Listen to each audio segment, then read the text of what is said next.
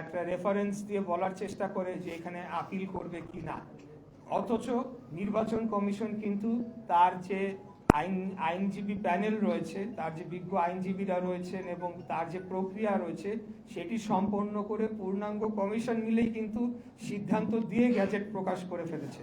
অতএব এখানে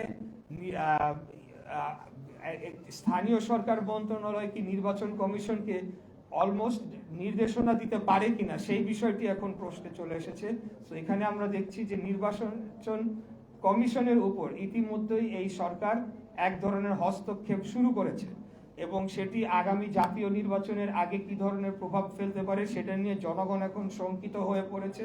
এদের এই বর্তমান যে অন্তর্বর্তীকালীন সরকারের যে উপদেষ্টা পরিষদ রয়েছেন, এই উপদেষ্টা পরিষদের অধীনে একটি সঠিক, সুস্থ, নিরপেক্ষ জাতীয় নির্বাচন অনুষ্ঠিত হতে পারে কিনা সেটা নিয়ে জনমনে এখন শুধু সন্দেহ না, তারা এখন স্পষ্টতই দেখতে পাচ্ছে এটি সম্ভব নয়। আর আরেকটি যে কথা বলতে চাই যে সেই ব্যাপারেও নির্বাচন কমিশনও পাল্টা উত্তর দিয়েছে যে তারা সম্পূর্ণ আইনি ব্যাখ্যা দিয়ে কোন কোন গ্রাউন্ডে কিভাবে তারা এই সিদ্ধান্তটি নিয়েছে এবং গ্যাজেটটি প্রকাশ করেছে।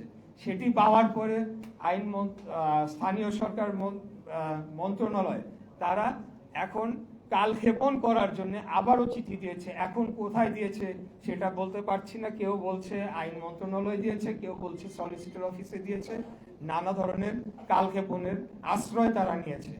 এটির মধ্যে দিয়ে স্পষ্টতই বোঝা যায় যে একটি সরকারের ভেতর একটি সরকার রয়েছে যারা এখন দলীয় আচরণ করছে, তারা একটি বিশেষ দলকে সুবিধা দেওয়ার জন্য তাদের পলিসি অনুযায়ী তারা কাজ করে চলেছে।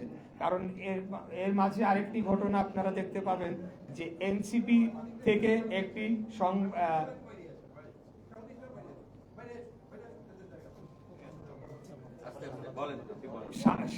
এনসিপি একটি তারা বিবৃতি দেয়, সেখানে বলা হয় যে এরকম এই রায়ের বিষয়ে পর্যবেক্ষণ করা হয়, এমনকি যে বিচারক তার ব্যাপারেও বিষোদ্গার করা হয়, যেটি কিনা অত্যন্ত দুঃখজনক। সেটা আমরা আওয়ামী লীগ আমাদের পক্ষে কোনো রায় না গেলে সেটা বিচারকদের উপরে তারা টার্গেট করত। বিচারকদের বিষয়ে প্রথমে তারা হুমকি ধামকি দিত, পরবর্তীতে অন্যান্য ব্যবস্থা নেওয়ার কথা বলতো, যেটি কিনা আলামত আমাদের কাছে রয়েছে। আমরা পরবর্তীতে আপনাদেরকে সবকিছু প্রোভাইড করে দিব।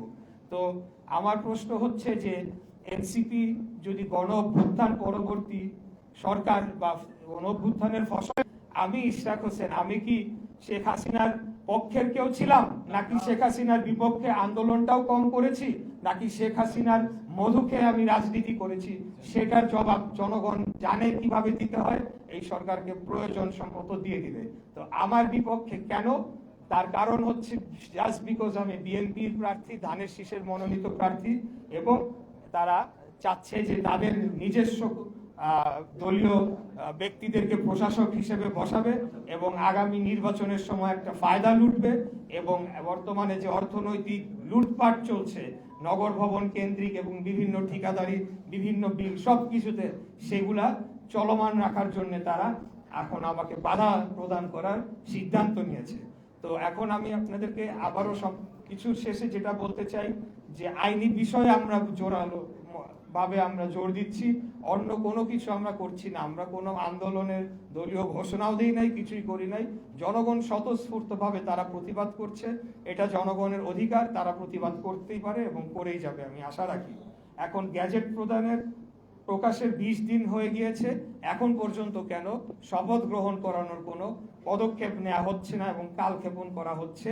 এই বিষয়ে আপনাদের কাছে প্রশ্ন রাখলাম এবং আমি এটার মাধ্যমে রেকর্ড রেখে দিলাম যে আমরা শপথ নেওয়ার জন্য প্রস্তুত এবং আমরা চিঠি প্রদান করেছি। এখানে আপনাদেরকে কিছু কপি দেওয়া হয়েছে, একদম আমার চিঠি, গ্যাজেট এবং পুরো আইন, পুরো রায়ের কপি, সবকিছুই সরকারের বিভিন্ন দপ্তরে আমরা রেজিস্টার্ড পোস্ট এবং রিসিপ্ট কপি দিয়ে আমরা দিয়ে এসেছি। এই জিনিসটি আপনাদেরকে অবহিত করার জন্য আজকে এই সংবাদ সম্মেলনটি আমরা করেছি।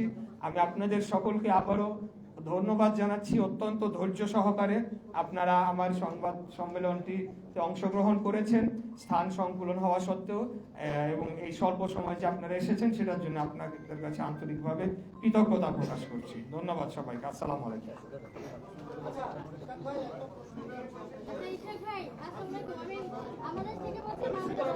আস্তে আস্তে আস্তে